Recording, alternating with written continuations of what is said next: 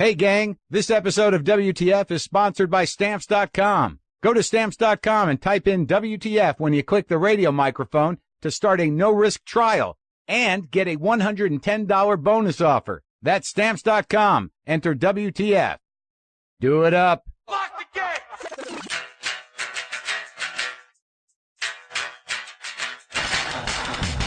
Are we doing this? Really? Wait for it. Are we doing this? Wait for it. How? What the fuck? WTF. And it's also, what the fuck? What's wrong with me? It's time for WTF. What the fuck? With Marc Maron. Okay, let's do this. How are you, what the fuckers? What the fuck buddies? What the fucking ears? And what the fuck nicks? Let's keep it tight. I am Marc Maron. This is WTF. Thank you for joining me. Today on the show, Mindy Kaling from The Office.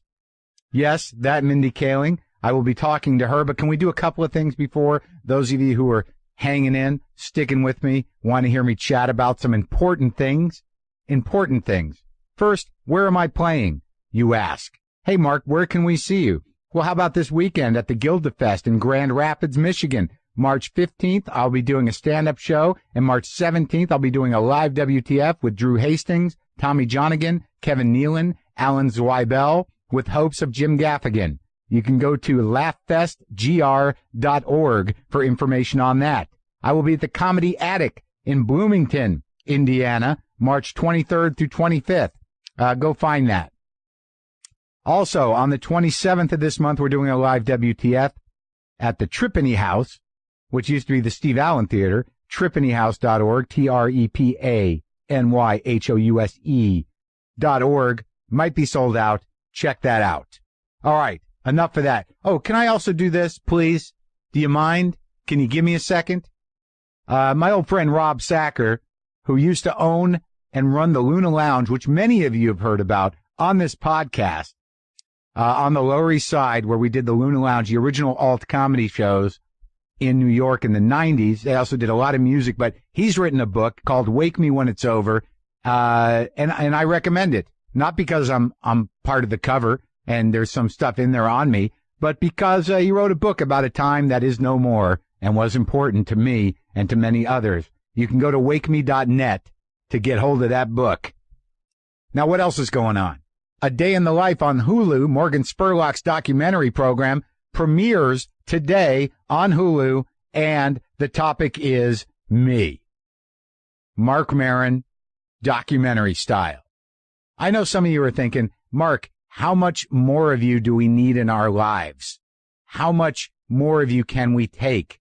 That's a question that was raised kind of clunkily by Steve Heisler a week or so ago in the Onion AV Club in his article, Are We Nearing Comedy Podcast Overload? Well, look, I'm not going to shit on Steve Heisler. Certainly, I'm not going to shit on the Onion AV Club. They've been very kind to me, and I like their writing. The premise of this is basically that, well, if you got a comedian that you like, and he's got a podcast on once or twice a week, and I go to clubs and I see him doing comedy, and also I buy his comedy records, why would I want to see that guy? All the mystique is destroyed. It's not special anymore. Because basically he's saying that he can listen to my podcast, hear me talk about something, and then he says he went to 2 different shows here in Los Angeles, unpublicized shows that I was not publicized as being part of, and I was trying to work out material. Sometimes, as you know, I think about things on this show out loud, and I go to, in the back of my head, I say, holy shit, I should explore that comedically. And then I start chiseling away at it. I just think it's a false premise. I think that if you're a fan of somebody's and you hear them talk and you like the way they think, why wouldn't you want to go see them? I'm sorry that Steve Heisler wasn't surprised when he showed up at 2 small shows and saw me working on the same bit twice, because I was trying to get into shape for when I go out and play for publicized shows out on the road when I'm doing an hour and I'd like to have some new material. I'm sorry that this guy wasn't surprised or excited to see me go through the process of honing a bit from raw thought and raw talk into a stand-up comedy piece. Now, obviously, many of you know that, look, some of you don't like me at all. Some of you are annoyed with me. Some of you have grown to like me. Some of you think that I talk too much or I'm too honest about stuff. But I I'm saving some things. I'm hiding things from you people.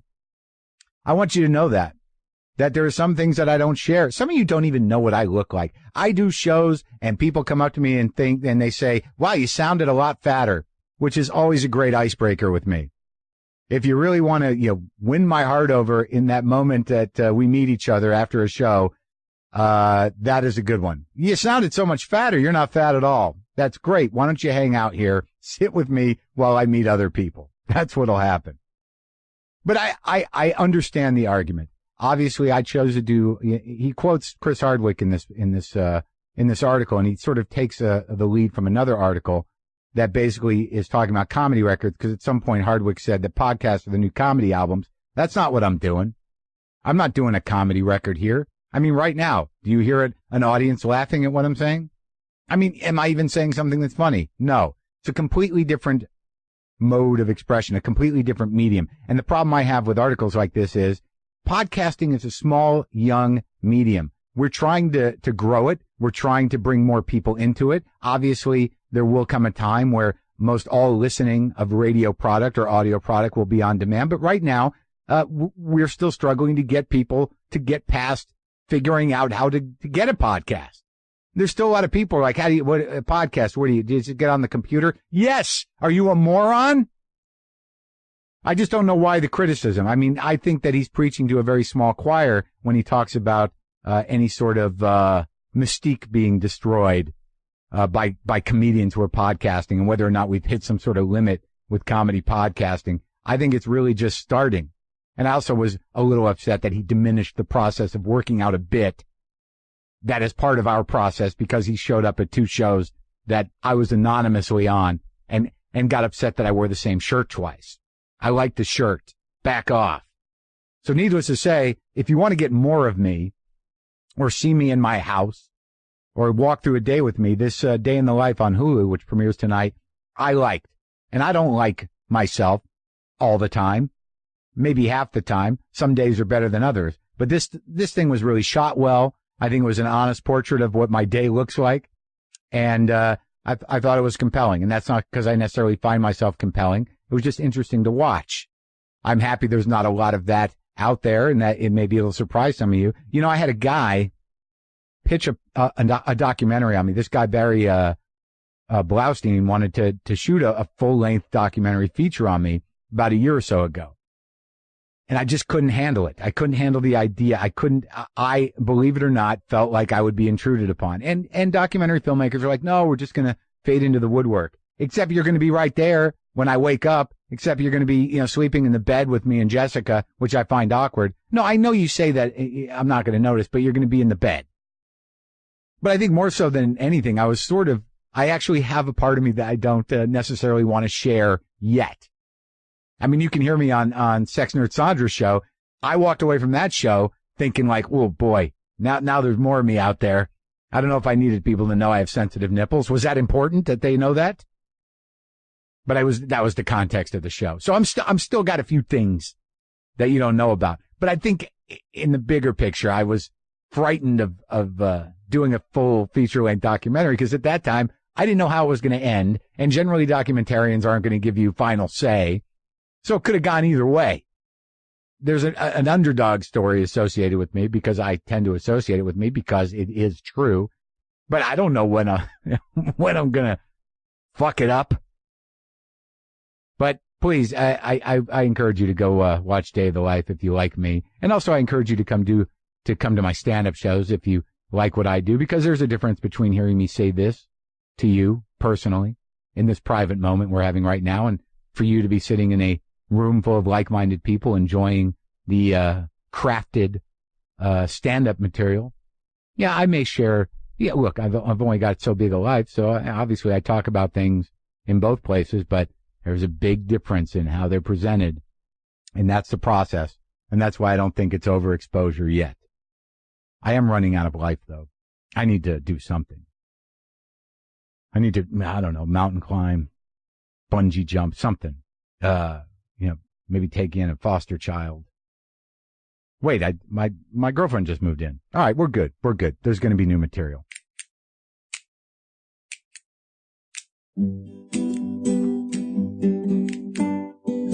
I got to tell you, the music on the show today, what, are you kidding me? Hello? Why are you calling on this phone? I'm recording, baby. Are you coming home? Okay, I got to go get cat food, and we got to pick up that dry cleaning. But I'll go do that, and you go do what you got to do. I'll talk to you in a little while. Okay, all right, do that. I love you. Bye. Okay, baby. I love you too. Bye. All right, let's do this again. The music on the show today is by The Farthest Forests. Go download their music for free at thefarthestforests.com. And if you live in New England, see them live at the Music Hall in Portsmouth, New Hampshire on April 21st. That's thefarthestforests.com. What is this, a tongue twister? All right. Okay. That's that.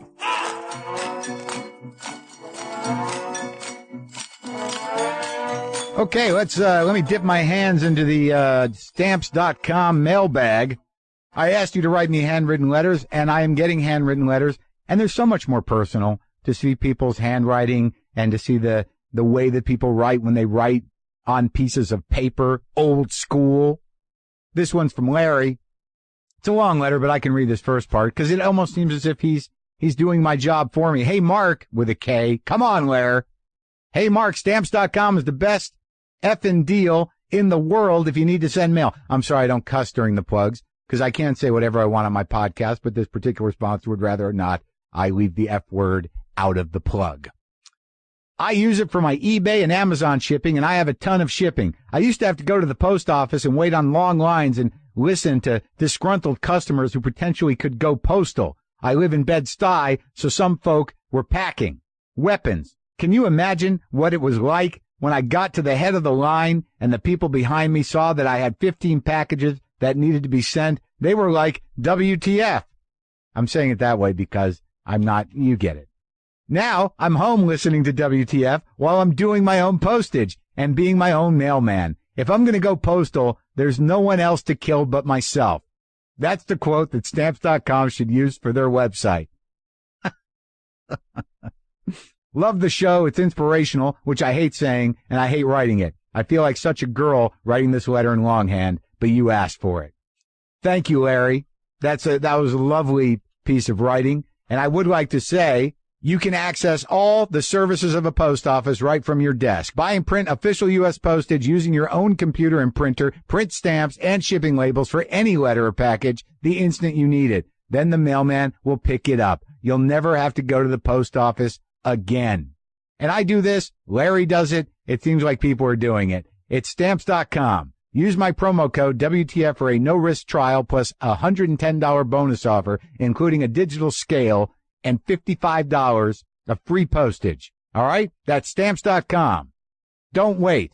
Go to Stamps.com before you do anything else. Click on the radio microphone at the top of the homepage and type in WTF. That's Stamps.com. Enter WTF.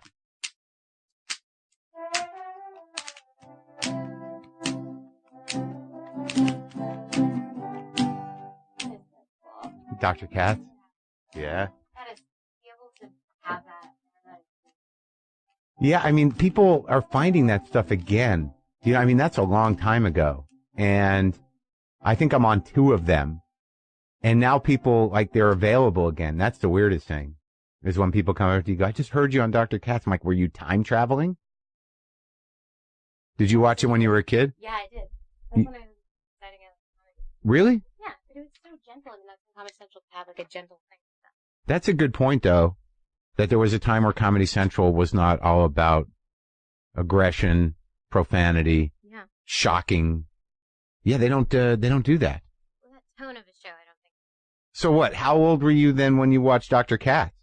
Probably 13. Really? Mm-hmm. And that was part of your life? Comedy Central was? Yeah, it was that and the X-Files.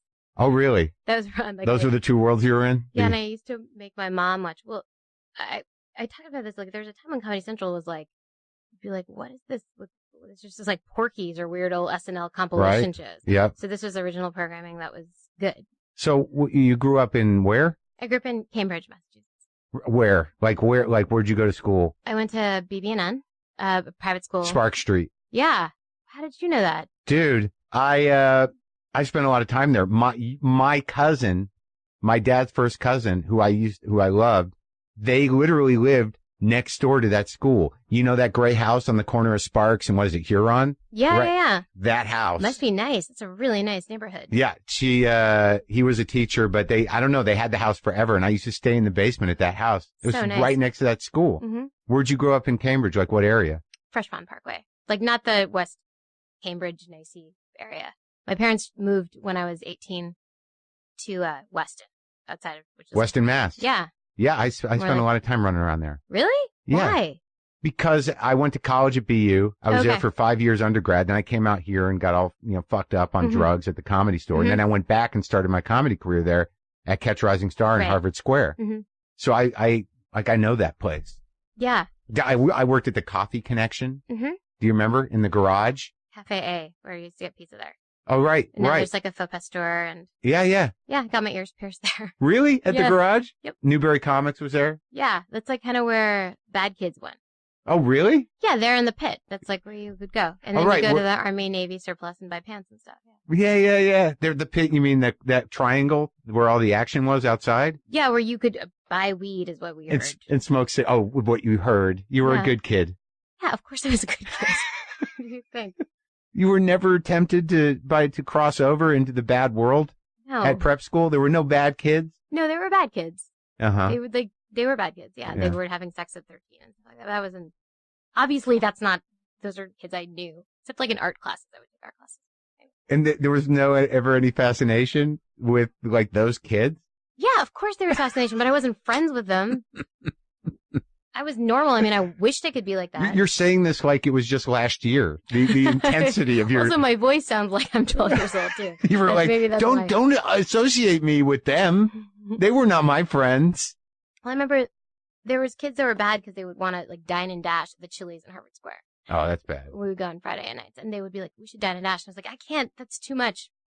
I can't do that. It's too stressful of a situation."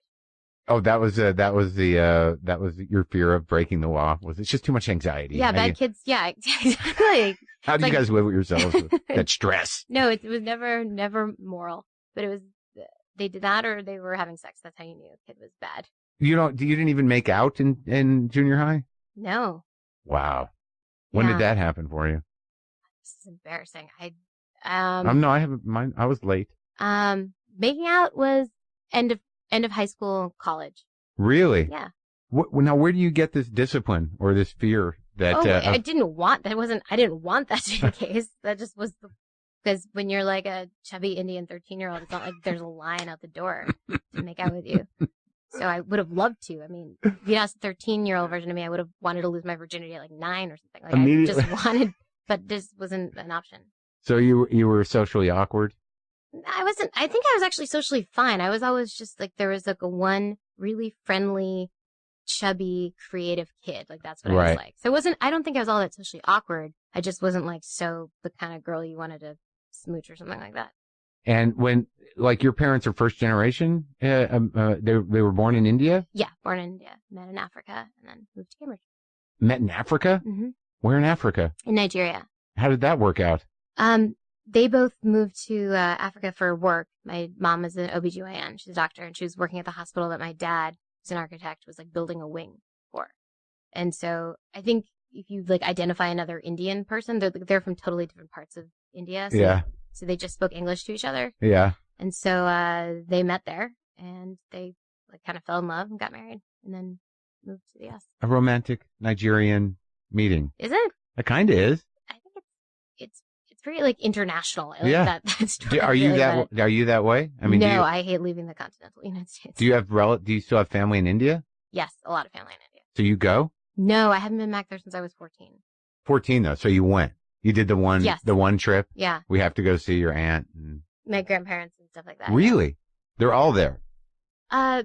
Yeah, my mom's side of the family is all here, but my dad's side of the family is all still in South And what was the religious background? Hindu. Really? Mhm. I find this fascinating Really? because I have an at times almost obsessive thing about India. Really? Yeah. Okay. It's all based on my my love of the food. Okay. You love Indian food. I love Indian Okay. food, but I also love Ganesh. I like the elephant. Mm-hmm. I have a few Ganeshes around. Okay. I was sort of obsessed with Ganesh, but I don't, it's not found, like, I never was obsessed to the point where it's like, I have to learn more. I just like the colors. Mhm. I like the food. I can generally, in a sort of inverted racism way, say I like the people, but it's all based on my experience. Well, can I ask you a question? Mm-hmm. Are you Jewish? Yes. Okay. I have found that Jewish guys really appreciate like Indian stuff in a way that I've always liked. Uh-huh. And I thought that was, I think it's cool. Really? And Yeah. that's something you've definitely seen? No, totally. I think that there's like a, well, you know that saying that like Indians are the new Jews? I haven't heard that, but I will from here forward say that. Okay. Good. I want you to start telling that to everyone you meet. But yeah, I think that there's a lot of similarities kind of growing up. So I've always, for whatever reason, obviously because I'm a comedy writer, Yeah. I meet a lot of Jewish guys. Yeah. But yeah, Jewish guys seem to just love like Indian food. Like I've always felt that, been really interested in culture, and Hinduism and Judaism are compatible. We both have a common hatred for Muslims. Like it's like there's a good, do you know what I mean? Like Yeah. we're a good match. But it's also compatible in the sense that there's this weird kind of centuries old tradition that may be sort of, weird and not quite knowable when you're younger, Mhm. but you still are part of it. Absolutely, yeah. Is that the way you grew up? I mean, I don't know what a religious service in Hindi is, but No, I don't either. I mean, because I grew up just speaking English, like Yeah. a lot of my other Indian friends whose Yeah. parents, they spoke another language too. But no, and I mean, for religious stuff, I mean, my brother and I knew that we were Hindu, but we didn't do a lot of, like, we didn't go to like, there's not like, Hebrew school or whatever on Sundays or church. and Hindu's the blue guy. No, that's Krishna. Yeah, no, I don't Are they know. the same? Are we in the same ballpark? I know so little about my religion. I'm sorry. But I didn't know that this is what it was going to be about. No, I would have brushed up a little bit more. No, but you know who Ganesh is, right? Absolutely, yeah. Of course, and he's an elephant head guy. Yeah, that's like Hinduism 101. Of course I know who, like, you have a very cursory understanding of Hinduism and know who Ganesh is. Right. The Simpsons, like, talks about Ganesh. Okay. Yeah. All right. So that's where, back to the watching TV and watching comedy. No, I'm just sort of fascinated with it. Did you eat at Old Calcutta? Old Calcutta on Mass Ave in Central Square? Old Calcutta? No. Down towards the end? If we were going to go out, we didn't usually go for Indian food. Does your mom cook really good Indian food? Yeah, but she has like 6 recipes. Yeah. And she's a doctor, so she's pretty busy. So Right. I love my mom's cooking, but I know that it's not like it's not the way that a lot of other Indian moms cook. So, Yeah. But I like it. So. Like, what's the favorite dish? She makes samosas from scratch, which is yeah. it's a pretty big deal. Yeah. But she does it in it's like only for your birthday, and only even then it's like the 16th birthday or like a 21st, like only like a big deal birthday. That's samosa day? Yeah, and you like hear about it for months after about how she like made the samosas. So, but it's worth it. They're awesome. I know how to do that is what she's saying. I Yeah, can do that. I have that absolutely. skill set. And then, yeah, she makes like goat curry, which I love. I love goat meat. It's good. It is good. It's like pungent lamb. Yeah, it's awesome. And it stays with you. You sweat goat when Yes, you eat. do. Yeah. So we have that like once in a while. So she has like 4 recipes. Uh-huh. So where did you end up really starting to do comedy? I mean, how did that evolve? I mean, you're obviously you had a nice life. You had good parents. Yeah. You grew up, not really wanting for anything, and you chose this career path. When did that first hit you where it's like, I'm going to do comedy things? What was it? I was always a comedy nerd, like I was always into Kids in the Hall. I would watch things like Dr. Katz, but like much more than like other friends who also like knew the shows. Like I needed to know who was in the credits, like that kind of thing. Really? Where, like I'd watch like SNL and I'd Right. like actually care about who was on the writing staff. Really? Just because I wanted to like see what they were like or like and this is before like internet. Right. So it was a very mysterious world that it like isn't right now. Did you write things down and Oh yeah. I mean, I used to transcribe like sketches on Saturday Night Live that I like loved. By the way, I didn't have like good comedy taste, but I loved comedy. Like I took everything in. You transcribe sketches? Yeah, like I Like- would transcribe like a Gap Girl sketch on Saturday Night Live. Really? Just to see what the structure was and like how many lines each person had and that kind of thing. And what age were you? I mean, I started watching SNL, like, that was even younger. That was maybe, like, 9 or 10. Do you remember what the cast was or who the players were, or like which ones first made an impression on Yeah, you? Dana Carvey was a huge influence on me, like, in terms of loving comedy. Because he was one of those SNL guys who, like, I loved, my parents loved. His characters were just very, like, simple with, like, a high premise, and I loved him. Also, I had a crush on Dana Carvey. Like, I thought he was gorgeous. Have you met him since? No, never. Do you want to? Yeah, I'd love to meet Dana Carvey. He's awesome. And okay, so what was the first active engagement with like doing something comedic? I think probably wasn't until really college. Yeah. Yeah. And then I started writing sketches and would write these short plays and things like that. And were you part of a sketch troupe Oh, it wasn't yes, I was in an improv troupe, but I wasn't in a sketch troupe. in college? Yeah. Where'd you go to college? Dartmouth? Fancy. It is fancy, right? I have like moderately fancy. It's like in the middle of nowhere. Isolated fancy. Isolated fancy, yes. Off the grid fancy. It's Ivy League school, right? Mm-hmm. That's fancy. Well, what were you majoring in? I was a classics major.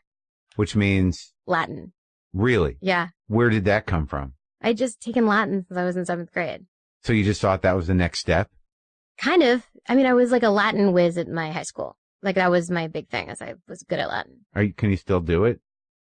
Do it? Latin. Translate it? Yeah. I feel like your persona in this is like, you're fancy, so I won't even say translate. I'll say, do you do Latin? You knew that the word is translate. Well, no, I got in trouble once because I had asked somebody if they spoke Latin because I had another guest who, I think it might have even been Chris Hardwick. Okay. And then someone's like, no one speaks Latin, Mm-hmm. but they do in like Catholic. Ancient Rome. Right. In ancient Rome and Catholic, services. You're right.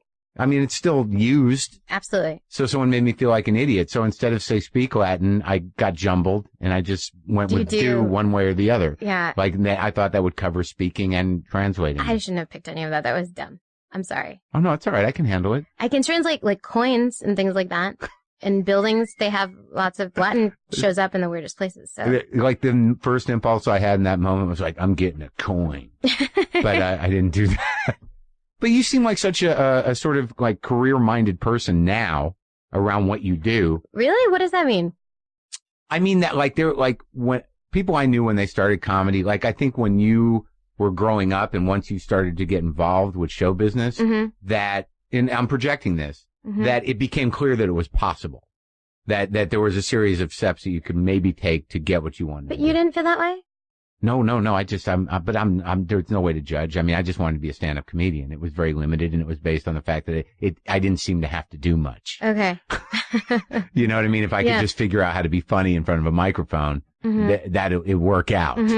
But like I've become sort of, fascinated and less judgmental of younger people in the industry who somehow or another at a younger age realize like, wow, there are these steps and there's, if I work on this and I do these sketches and I'm projecting a whole life onto you, but you did improv in college. Were your parents like, no, you must stay with Latin? No, I'm lucky. I have my parents, they loved me doing theater and stuff like that. Really? Yeah. They, they didn't know that. They didn't come from that world at all, but they really appreciated it. I mean, my parents, I grew up where my parents liked Seinfeld more than me. Do you know, like they would watch Dr. Katz and stuff with me, and they really love comedy. And so I think they were excited about it. And then when I could make a living doing it, that was nice for them. So you have memories of that? They really they were a comedy fan. Totally. Yeah. My mom is like an incredibly funny person, and Curb Your Enthusiasm. She loves comedy. She watches so much comedy now too. So was there a point where they were afraid or frightened of your desire to get into it? Like, because I know most parents, mine included, are like, that seems crazy. I mean, how does anyone make a living at that?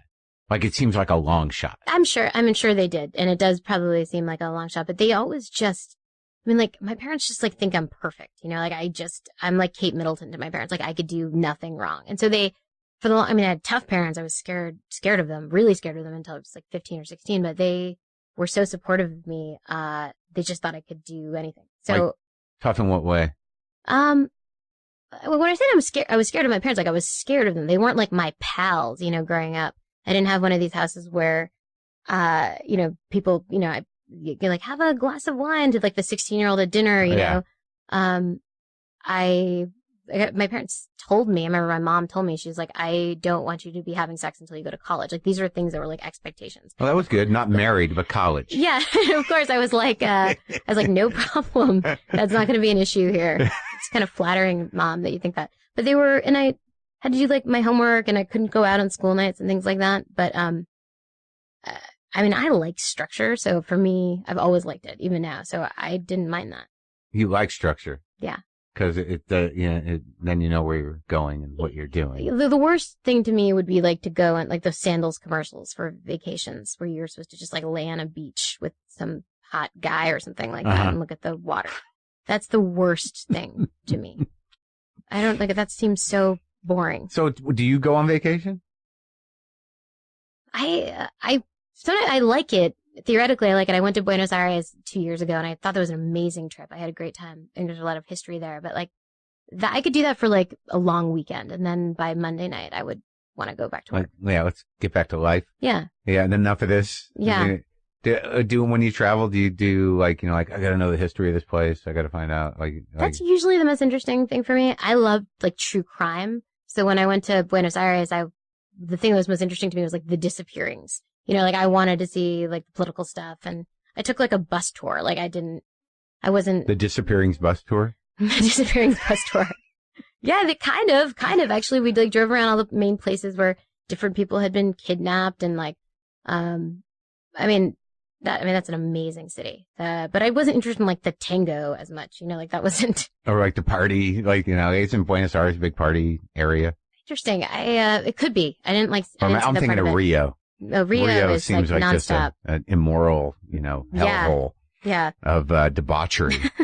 My brother lived in Buenos Aires, really. And isn't there sort of a weird kind of like, renegade Nazis after World War II went to Buenos Aires? Yeah. No, so this is speaking of true. All I'd want to do, Buenos Aires, Bolivia. Right. Just, to me, the idea, like when I was walking down the street, I was like, any 90-year-old man that I see right now could have been in Buchenwald, like, doing orders. That is incredibly interesting to me. The walking down the street and going, I wonder if he was the dentist. Yeah. Right. The Nazi hunter. Yeah. Simon Wiesenthal. Mm-hmm. Yeah. He was largely, I was obsessed with him for a while. He was, unfortunately, I think, like kind of discredited later in his life. Was he? I didn't realize that. Yeah. For what? For making up Nazis? Exaggerating. Which, by the way, if you were hunting Nazis, wouldn't you embellish a little bit? I would. Right. Yeah, what's your fascination with, do you have a sort of... BJ Novak, who has said about me that I'm like obsessed with justice. And I think that's really true. And I think that the thing about Nazi hunters is that, that's like obsessed with justice writ large. That's just like, and it's also very dramatic and continent hopping and things. Like I find it interesting. Do you, so if you're obsessed with justice, is there a sense on a daily basis that things aren't fair? Do you fight some sort of good fight in your mind? Yeah, I think so, yeah. Yeah? Yeah. Like, do you get, like, when political things like Occupy Wall Street or any of this stuff, does that resonate? Oh, God. Okay, so now, like, it should. Yeah. If I was a better person, more politically minded person, it would. Right. But I'm talking more about, like, why parking meters don't accept pennies. I'm like, are you fucking kidding me? You give us pennies. Right. The government, but they won't accept them because they also hate them. Like, that to me, like, I hate that. But, so just the tiny things and the historical things, but in any kind of like. And the practical sort of fighting the powers that are unjust in society is like, I gotta work. I know. It's exhausting. It's bad. That's bad. That's I'm the same way. It's not, I don't think that, like, I like to say I'm not apathetic. I'm inactive. Mm-hmm. And, but okay, well, tell me about this true crime thing. Cause, I'm dating a woman who's fairly obsessed with it. Oh, yeah?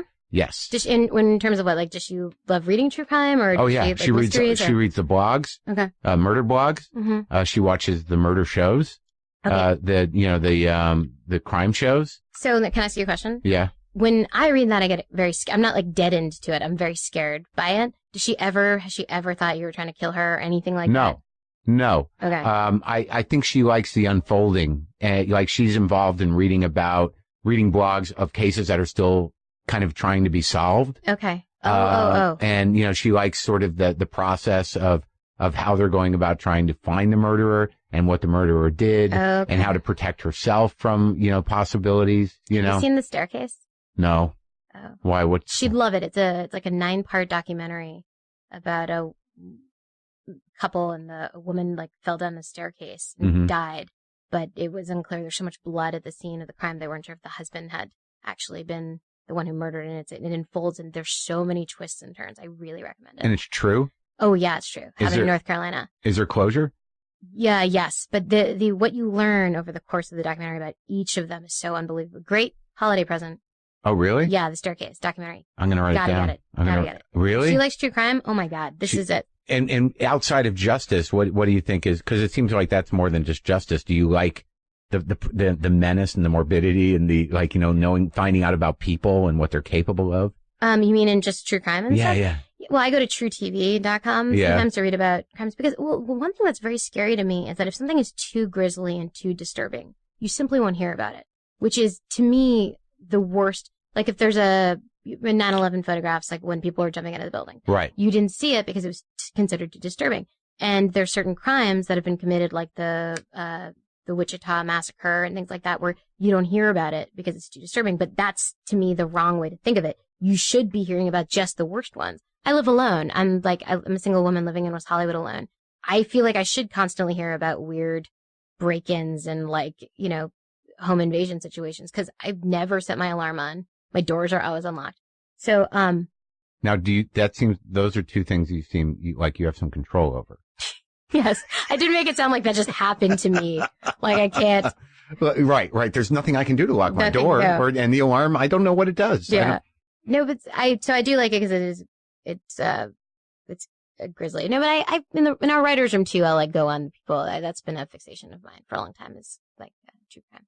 Yeah, I even just last night we were walking back from a party and she was tired of her heels and she took her shoes off and was walking down the street and she goes, "This makes me nervous." And I'm like, "Why?" And she's like, "'Cause that girl that got kidnapped and disappeared, she didn't have shoes on." And I'm like, "Well, I'm here and we're in Los Feliz." I don't think Which girl? JC Dugard? The one at the college campus, I think. Yeah. You know which one that is? I think so. She got picked up by a truck and there's all these people who are friends and they don't know what happened to her. I think it was in Wisconsin or somewhere, maybe Madison. Oh, yeah. This is the one who's on Twitter, right? All the time they're tweeting about it. About her sister. Please help. Yeah. God, so sad. It was her boyfriend, though. It seemed very clear. But how have they not solved that? See, that's the other thing that scares me about that shit is that the sad thing about police shows and procedural shows and all the fiction is that there's closure. It's got to be 80% of the time. Yeah. They don't figure it out. I thought the statistic was the other way around. That 80% of the time you do figure it out. Okay, I just winged the statistics, but there's a big chunk that are unsolved. Don't you like the cold crime stuff? I love that stuff. Yeah. I don't watch it, but the idea that they can find a tooth now and track it down. That's awesome. So when did you move to Hollywood? 2004. And was that did you come on a deal or were you completely just Did I come on a deal? No. I was doing an off Broadway play here called Matt and Ben, which I wrote and was in. And I did that play here for, I think, a couple months. And then Greg Daniels, who hired me in the office, he saw that. And that was it? That changed the game? That changed the game. Where did that play start and how did it end up in L.A.? I wrote the play in New York with my best friend. And we were... she's my best friend from college, and she's still my best friend. And we wrote it the year I graduated college. She's a year older than me. Yeah. And the play's about Matt Damon and Ben Affleck. And I play Ben Affleck, and she's Matt Damon. And it's an hour-long, really absurd comedy play where she's Matt Damon and I'm Ben Affleck, and And where did you put it up in New York? Were you involved with UCB or anything like that? No, I wasn't. No, it was at the Fringe Festival. We submitted to the Fringe. We saved up our money and submitted it to the Fringe Festival, and then we did it there. And after Fringe Festival, we won Best Play there, which helped us get to do a show at PS 122. Oh yeah, I've done the shows there. It's nice, big room. Yeah, great. And so we did it there for a while, and that's when it started getting attention. But so it was just a spontaneous thing. You didn't come out here a manager said you should do it. You were just like, let's do it. Yeah, I mean, the producers for the show were put it up and got us. We subletted a place from whatever, and we just that was it. And it was just that organic. You were not connected in any way, and it just happened. Connected anyway, meaning like there was not a huge amount of buzz that drove you out here, and people saying like, "Oh, you've got to, this is it." Okay, so I when it was at PS 122, that is when like it was like Rolling Stone and like different magazines were like writing about it. Okay. So that's what. So you did get a little heat. That's what kind of made them feel like it might do well in LA. And what was your when you did the show? I mean, because Greg Daniels is a big guy, and he's just he's a smart guy, and he saw something in you. But when you did the show, what did you have any sort of idea where it would go or where it would head, or it was just this funny thing that grew out of a college kind of like, this is funny? We didn't. I mean, I think we both knew like this wasn't like this couldn't be like a show. Like I'm not going to play Ben Affleck professionally, and so we just thought, I don't know, this is a good entree to maybe somebody wanting to pay us to write something else that was more. So you right. So you there was part of you that was like, I want to have a career as a writer. Oh yeah, I mean I knew that since I was like 10 that I wanted to write. Since you were transcribing SNL scripts. Yeah. And the acting thing was secondary, really? Yes. And when did you figure out that you were funny? Like when in my life did I figure out? Well, I mean, funny? like when you were doing sketch and stuff. I mean, like, was there? Were you afraid to go on stage? I mean, when did that start happening? Where you were performing a lot? Well, live performance and like doing the show are, as you know, like incredibly different things. Like when I started doing stand up, like 25. You did straight stand up? Yeah. Really? Mm-hmm. Where'd you start that? I would do it at. Well, I saw BJ, who I met on The Office. I would like go see him do stand up around town, different like here. Yeah, he would even do like open mics at like places in like coffee shops in like the Valley. No, I remember seeing him at those. Yeah. And so I started signing up to do open mics, and because I didn't like have a lot of friends, I didn't have a lot to do here because my friend moved back to New York, and I only had my friends from The Office who weren't really my friends yet even. So you were already doing The Office when you started doing stand up. Yeah. But you did sketch in college. Yeah. Okay. Yeah. So BJ kind of coaxed you into it, or like he didn't discourage me or encourage me. I just went to go see him. And I remember one night I saw him perform. God, it was like just before the UCB. It's where Scott and BJ used to do Comedy Death Ray. I forget what that venue is called. M Bar. M Bar. Yeah. And I saw, I think it was Louis C.K. and Bob Odenkirk, where they're doing like they were doing like stand up together. Really? Yeah, for like 7 minutes, 10 minutes, and it was the coolest. I couldn't believe how cool it was. Yeah.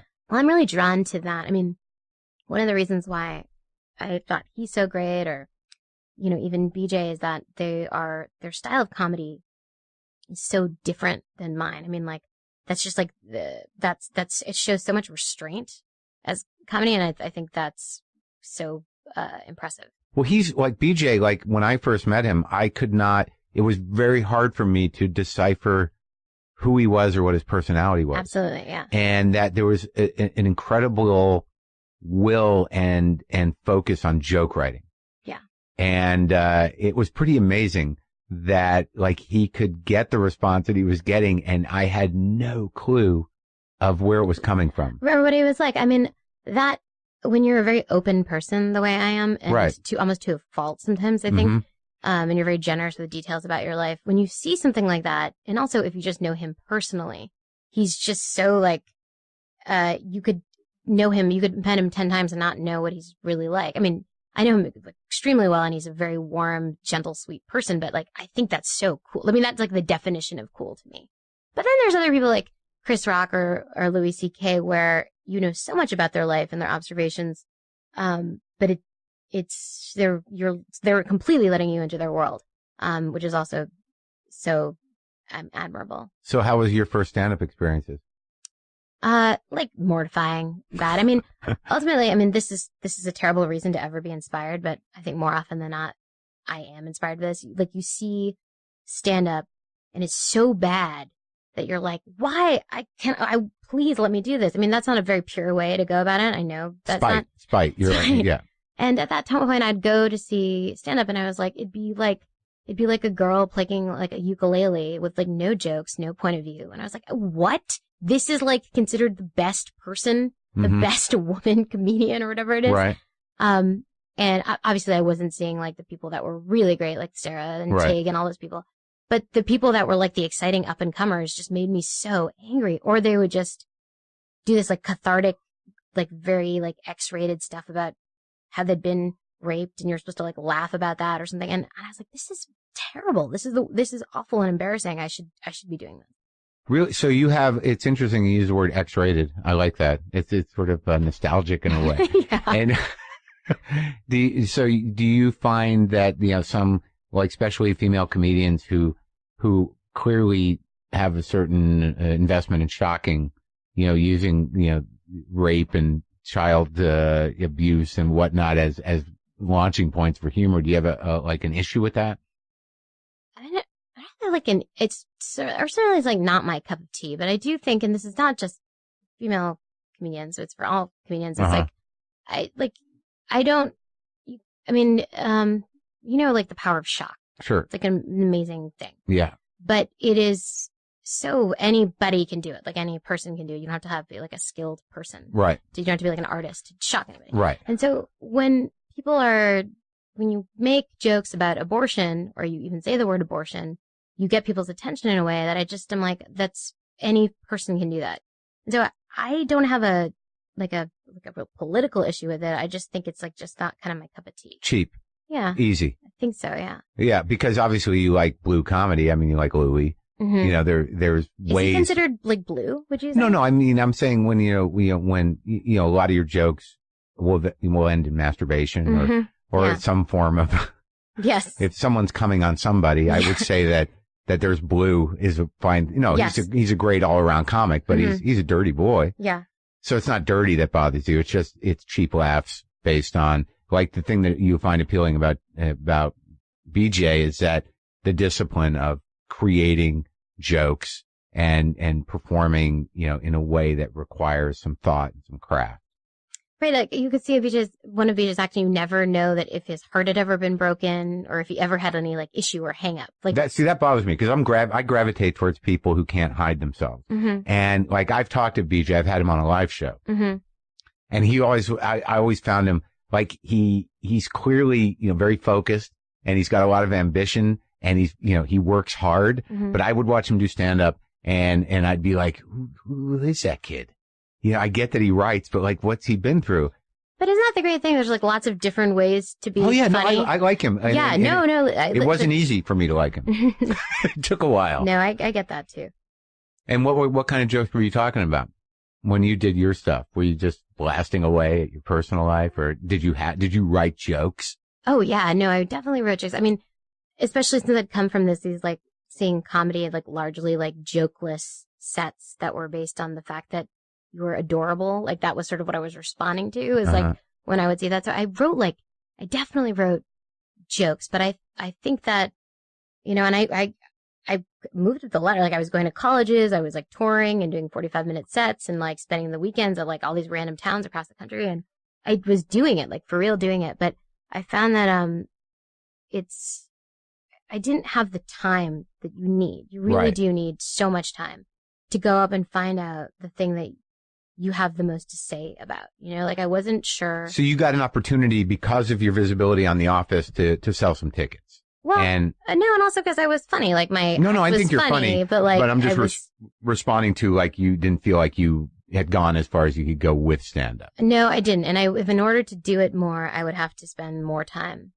And did you tour alone? Did you have an opening act? Did you tour with BJ? How did it work? No, I toured alone. I did a couple shows with Craig Robinson. But I think that was like before he was on The Office. And he just plays the piano and he sings these songs. He's so funny. I mean, he kills in colleges. He's so funny. Yeah, I saw him the other night. He just showed up somewhere where I did some guy's show in Santa Monica. And I just all of a sudden, Craig Robinson's in the back of the room.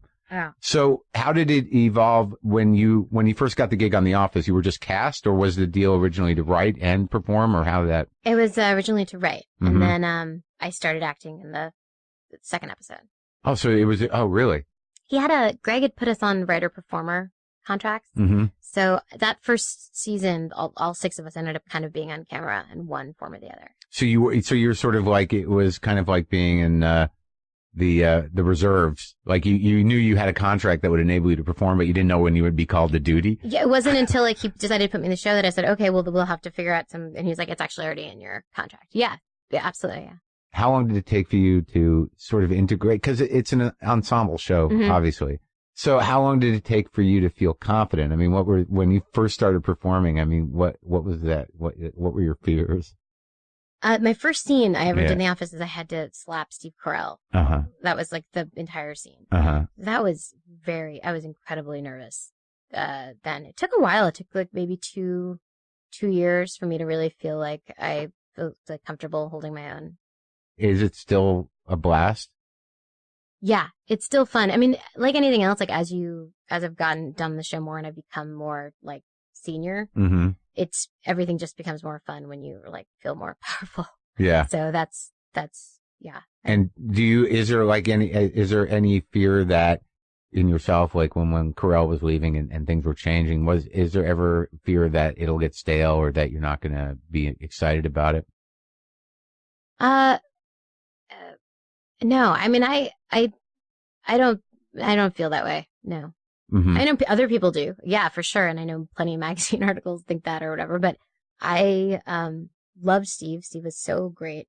Fucking funny. So funny. And like, but the rest of the people that are still in the cast is like, if you said to a network, hey, I want to do a show with like John Krasinski, Rainn Wilson, Ed Helms, Craig Robinson, whoever else, they would be like, that sounds like the best show in the world. So if I think about the show that way, in terms of like, guys, if we were just a pilot, how fucking awesome would that show be? And that sort of makes me feel excited about it. And how many episodes have you written on your own? 23. Really? Yeah. That's amazing. Thanks. And how does that work? Since I've never been a television writer. Now, is that something you really want to know, how a TV show was written? That's like something that you think is interesting? No, because for myself, it's when I've written a script before for me. Okay. And the job of being a writer, I'm interested in it though, because literally there's part of me that just learned that when you're a writer on the show, that you are sort of given, you're going to write this episode. And then everybody sort of takes a crack at it. Is that generally how it works? Like you write the episode and then if it requires sort of group mind, it goes up on a screen in a room and you go through it and people give suggestions for jokes and things. Yeah, that's interesting to me. Yeah? It's not my life. Yeah. When you get an episode, is there a moment where you're like, oh, fuck? Yeah, no, I mean, so there's, 22 episodes a year and Paul Lieberstein has to get through them. And if you show an attachment or if you've pitched a lot of good jokes for like an episode, oftentimes you kind of know that he's going to assign it to you. But, and is that like a dread thing or are you excited about it? Sometimes you're like, God, I hope I get assigned that up. Like, I love writing the Christmas episodes and I've written those for the past couple of years and that's the one I want. So a lot of times the general pitch of the show is, so-and-so gets this, the plot points are already kind of laid out. Yeah, it's like we'll have a bulletin board that we've put cards up on. And once it's carded, which means that you have like the first act, second act, third act, then that's the point where Paul has to tell someone to go do an outline, which is like the extended version of that. Right. And so at that point, once you're doing the outline, you pretty much know that you're going to write the episode. And because you're on, you've been in the cast for so long and you've been around these people, you're writing for very defined characters. Yes. Yeah. Like when you write, do you, cause I have a book deal and I'm writing a book. Oh, yeah? And you just wrote a book. Yeah. Is everyone hanging out without me? Is that a real fear? Yeah. Yeah, me too. I hate it. But there's a lot of dread involved in my process. I don't find a lot of joy and the wrestling with a script or anything else is like, and it really, when it starts to break through, it's exciting, but I think given the opportunity, I would not do it. Not write the book. Any of it. Can I say something? Because I've now written scripts and obviously I wrote my book, is that the book was the most daunting thing I've ever had to do. Because a script is like a script for a TV show. It's a puzzle. It's a puzzle. It's 32 pages long. Right. You can read that in a night. In fact, you can read 5 of them in a night. You can be fine. My book, when I'd like go back and be looking for my book, I was like, I can't. Fuck. I'm not gonna be able to like get through this tonight and like look at it as a whole. So you always have a certain amount of uncertainty. Right. And so, I mean, luckily my book is made up of smaller pieces, so I could kind of tackle those. But right. I didn't even have like Microsoft Word on my computer because I just use our Final Draft. The script writing program. Yeah. So I had to like buy Microsoft Word and then install that on my computer. It was like expensive, and then sat there in front of like the blank page. which was But you had the discipline in place. You knew that, No, I didn't. I didn't start writing my book till about, I think, probably like 5 or 6 months after I was still sort of like had the glow of having sold a book and felt like that was fun. Yeah. And then took about 5 or 6 months to really start getting into it. So when you had about 5 or 6 months to write it, that's when you started. And I had like 7 or 8 months to write it, but I didn't do anything for a long time. But maybe I needed to do that. I don't know. No, well, that's a good question. I mean, I'm driven by panic. Mm-hmm. Are yeah, you? Absolutely. And you like structure. So once you know the structure is there, you just sort of panic and then, just dump that energy into the structure and that's it. I think so. But like TV scripts, it's interesting in my limited experience of it. You do sort of move things around. You know when things are supposed to turn and when something's supposed to happen. Mm-hmm. The reason I'm fascinated with The Office around this stuff, and I really don't talk to a lot of people about the process, is that you want to believe a lot of that is improvised. Mm-hmm. That the nature of the show and the way it's shot, like I always want to believe that it's completely natural and it just happened organically. Mm-hmm. How much of that happens? A pretty small percentage, especially now that Steve is gone, because he's like a masterful improviser. But yeah, I think a pretty small percentage. I mean, if you'd ask Ed or Rand, they might say more, but I think it's like 5%. Really? Yeah. And when Steve was there, like you didn't know what he was going to do sometimes, or yeah, no, Steve would improvise more. Maybe it was more like 10% of the time. But for the most part, like actors want that same structure too. Like they improvise, but only after like 7 takes of it getting it scripted or whatever. So, but with Steve and with Rain especially, their improvisations have really helped episodes. Yeah, like I mean, what they improvised was incredible. Do you have a specific moment in mind where you were just sort of like, oh my God? Yeah, it was I wrote an episode called The Injury, 2nd season of the show, and Rain improvised a line when he's getting into the van. It's Meredith's van. Meredith is like the drunk, and they borrowed the van, and John's character Jim is driving Rain to the hospital because he got into an accident. And he's a little delirious, and Michael and Jim are telling Dwight not to act up so much, and he goes, I don't know. I'm not saying it doesn't sound so hilarious now, but right. He says, I don't work for this van or something, like, because Michael was his boss. And I just was extremely funny. And like, it just, it was one of those moments where it's like, it was so great. It was, where did that come from? It was awesome. Yeah. I mean, you get an amazing opportunity to work with some pretty spectacular comedic forces. You being one of them. Thank you. So, okay, so you're doing some movies. You've been in a few movies. Mm-hmm. What is the book is doing well? Yeah. And you're happy with it? Super happy. Number 6 in the New York Times. But I mean, outside of that, you don't... Just the success. I can only think about the success. Yeah. No, it's fun. I like it. It's the first thing I was saying. It's terrifying because it's the first thing that The Office is great. And my episodes of The Office are great, but it's such a group of people who put it together and do it. Mm-hmm. But the book was the first time where if it was succeeded or failed, it would just be me. It's the kind of the purest expression of like what I'm about or what I want to write about or what my sense of humor is. So that was really that whole week beforehand. I was like, why am I so anxious? And I think that's the reason. Are there any in the book? Is there anything that you felt was emotionally risky, or do you, in retrospect, think like, oh, why'd I put that in there, or why didn't I put this in there? Yeah, there's some personal stuff in there that I am always nervous about. Like what? I will say I was pretty confident going into it that nothing in there would like offend anybody or anything, but like in your family or in the general population? I think both. Yeah. I mean, I have a thing where like anybody else, I've had traumatic things happen to me, and like I have stories that I could, talk about and have battled with lots of demons and things like that, but I'm not as interested in writing about it. And I think, and I think it has a lot to do with the fact that like I have parents and I don't want them to be shocked or like made sad or whatever.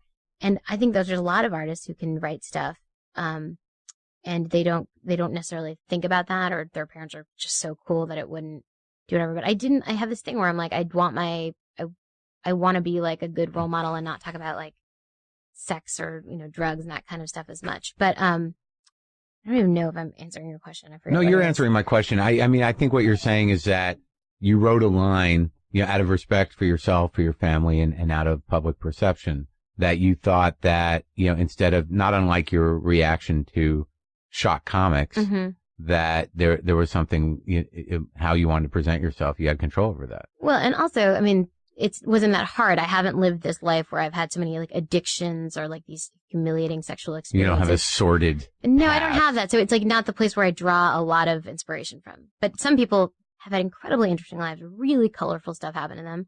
And actually some people can write about things like depression or drug addiction like really well. And they can find a lot of good stuff out of it that's actually entertaining. But I don't have that. Well, what are your demons? What are my demons? When you say you've struggled with demons, it's not in the book. I mean, I'm just sort of curious because, like, talking to you and seeing where you came from and what you've done, there's part of me that thinks like, what could be her problem? Like what are my issues?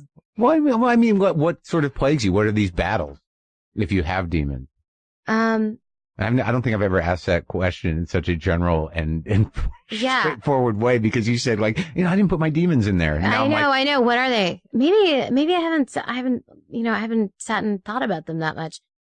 Well, I mean, are you inordinate? Are you like hard on yourself? Do you like, what would you say? Like, what are your biggest sort of obstacles on a day-to-day basis in your mind?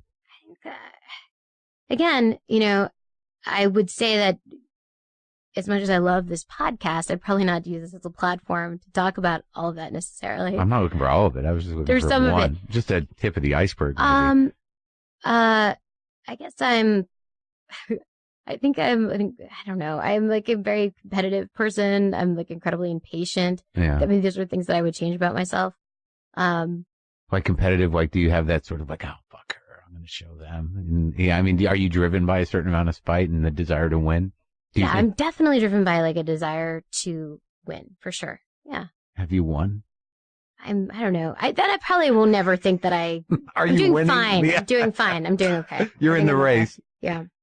And in terms of, so no sordid drug past. Okay. I mean, I'm not trying to press. I don't want you to think of me as that kind of person either. I want you to be like, oh, Mindy Kaling, she was like a daisy. What a great girl. Like No, I don't think that. I think that you seemed, honestly to me, you seem very, focused, very driven, and very capable of handling your success, and ambitious.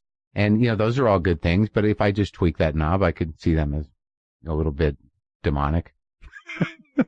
It's interesting because you have this thing where, focused, ambitious, that where I know you don't mean it in the pejorative. I know that you mean it as, or maybe you do mean it in the pejorative. I don't know. What do you mean by pejorative? Well. But like, that there's a way of someone that's funny. Like they're almost like when someone is funny, it's almost like it's a gift because you don't understand it or where it comes from. Right. It flows out of them in a way that's magical. Mm-hmm.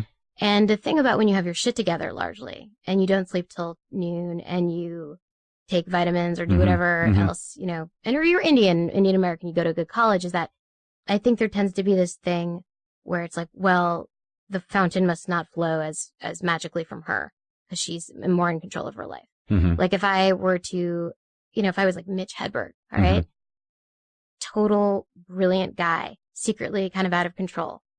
Kind of secret till the end, yeah. Well, I mean, I didn't know. Yeah, less secret to you who probably were friends with him. But like that, you envy that because I'm not like that. Like I don't have that thing that's out of control or whatever. And I think that there's this thing where you're like, man, if I was a little bit more that way or more like, if I had that, then maybe people would think, like comedy people, like they'd be like, oh, well, she's the real deal. She's the real deal, or like Right. she's extra funny because of it. And I mean, that's not something that bothers me a lot, but it's something that like I think about. So, okay, so you thought that I was like, it was sort of demeaning for me to say those things because you think that. Yeah, you're not like, the first barometer- thing I notice about you, you're fucking funny, you're awesome, you tell it how it is, you're like, what a focused, punctual person you are. And I'm like, what? That's not how you describe a great. No, It's no. okay. I'm fine. I'm okay with it, but I do think that's interesting. Well, no, I've had to, as I do this podcast and as I talk to people that are, significantly younger than me in the industry, that I'm actually impressed. Look, I know a lot of drugged out whack jobs who, didn't make it. And I know a few that have held on and a few have burned brightly and then, died or disappeared. I mean, Right. I see all that stuff. I don't have I no longer think that the only people that are worth it are people that have really pushed themselves to the edge. Mm-hmm. I have a slight envy, and I'm certainly not being condescending, in the fact that there are people that are funny that realize they're funny and realize how they're funny and how to sort of capitalize on that personally and as a career, fairly early on. I never had that. Yeah. And I'm not, and I'm certainly not condescending in the sense that I cannot say my way is better or anything else. I'm a little envious of it. I'm not putting you into some play. I mean, you're very funny and you do great work, but I do know that, you have your shit together and I don't. So it's not coming from a place where Interesting. I'm not sitting here saying look at my system's better. I'm in my garage, and you're on a brilliant TV show. No, but I mean, it's interesting. You're more of an Alexander Payne character than I would be. You know what I mean? That's true. And it's nice. And I mean that as a compliment. Well, I like hearing that you have a slight envy of that. That you, in a way, you sort of struggle with, yeah, when you're an Indian woman who wants to do comedy and you're trying to do stand up and go to M Bar, I have grown accustomed to being underestimated. Different people have different chips on their shoulders, right? Some people it's that they were, or maybe they're whatever. Expecting you to be Indian. Yeah, or to want to talk to be about a caricature. Exactly, talking about Indian stuff. Or if it's not, then it's being a woman and what kind of girly things am I going to talk about? And so I always everyone has a chip on their shoulder, and I think that's probably mine. Maybe I don't know. That people pigeonholed you before you even open your mouth. I think so. Yeah, but I do that to other people. But I love being surprised. But so that was something you had to transcend. Is in a way that you made an assumption, from experience that people were waiting for you to go, oh, hello, or they were waiting for you to be hackneyed as a woman. Or do my mother's make some observations about and do my parents' accent and do the standard, what it's being the ethnic format. Yeah. My mother. Yeah, right. And which is so gross to me. I mean, it's just super hackneyed. Gross. Yeah. Definitely. Is that the main grossness? Yeah. And you think it's sort of demeaning for someone to do that? Yeah. I mean, I think it is demeaning, and I have this thing with my Indianness or whatever that I have this thing where I feel like I don't deny it and I don't want to rely on it. And when it's interesting, then I'll do something about it. And if not, then I forget I'm Indian most of the time. I think I identify as a Jewish male because that's the people I spend time with. No, really, I will go out to lunch with our writing staff. I'll go to lunch and we'll be walking by a window or something. And I'm like, fuck, I am Indian. I don't look like these guys at all. And I'm Indian. I'm a dark-skinned Indian woman. I'm not this guy named Ruben from, right. Great Neck. You're not pudgy with a beard? No, but I'm that's how I feel. I mean, you just start feeling, I think, like everyone that you work with. Oh, that's hilarious. Well, I found that to be the case. But, I'm very impressed with your career and your output. And I think you're great. And I hope it wasn't, I hope I didn't seem No. I'm so, I love this podcast. I think it's so great. I've listened to so many of them, and the way that you talk to someone that you came up with. Yeah. We obviously didn't come up together. We don't even have the same jobs. Did we meet once? I don't know. I don't know if we even met. I feel like I know you. That's the weird thing. Cause really? only because it's one of those situations where I love your character. So there's part of me that, I have to fight a certain fanboyness with certain people where I'm I can't. Who's been the most, fanboyish, who have you gone on the show and you've this is awesome? Well, there's comics that I love talking to and I have a lot of respect for, Richard Lewis, Jonathan Winters, Odenkirk, McDonald, and a lot of them are my peers, right. And a lot of people I came up with or I kind of knew. But John Hamm, I had a very difficult time separating him from Don Draper. He's stymied by his good looks. No, that, but I can't get past the character, and same with Cranston. It's usually with actors, where Cranston's character in Breaking Bad. I'm a little obsessed with both of those characters. God, Breaking Bad is so good. So good. Okay, coolest thing about John Hamm, he drinks Budweiser. Sure, that's great. Yeah, there's a lot of cool things about John Hamm. Can you believe that? Yeah. If I was John Hamm, I'd never be within 100 feet of a Budweiser. Oh, you build a loyalty. You grow to rely on something. You believe in it. Get famous, and then you just ditch everything that you came up with. Budweiser's Budweiser. You know what I mean? That tastes like shit. I feel like he's doing it to be I'm still like this normal guy. And you're like, you're not. Hey, you're John Hamm. Maybe it does the job. It does, Booze. certainly. Yeah, it's true. Here, I had these fortune cookies left over. Let's open them. And then I'll let you go because I know you got to be somewhere. When is this from? What is this? I don't know. They're from a Chinese restaurant. From how long ago? No, they're edible. And they're not too old. What's your fortune? You are open and honest in your philosophy of love. What do you think? Is that true? It doesn't seem true to me. Do you have a philosophy of love? Well, philosophy of love is like I'm not open and honest. I fully believe that girl thing of like, can't ever ask a guy out, can't know anything about you, to be really demure and all that stuff. Oh, you do? Yeah. That tends to work. Right. But for how long? Listen, I'm not looking for a husband. I mean, I'm talking about this is not, maybe this means like long term, like deep down. Mm-hmm. I got good things are coming to you in due course of time. That's great. Yeah, it's taken a while. I like that one because it's out of your hands. You're like, great, perfect. Takes no introspection. Is yours in Spanish on the other side? Oh, yeah. That's hilarious. Los cosas buenas le llegaron a su debido tiempo. All right. Can you do that in Latin? This one? 2S. No, I'm not gonna do that. That's nerdy. All right. Even I know. Could you do it though? Could I? Yeah. Yeah, I think so. 2est expendo et sacrum in philosophia et amora. Nice. Thanks, Mindy, for coming. Yeah, my pleasure. Thanks for having me.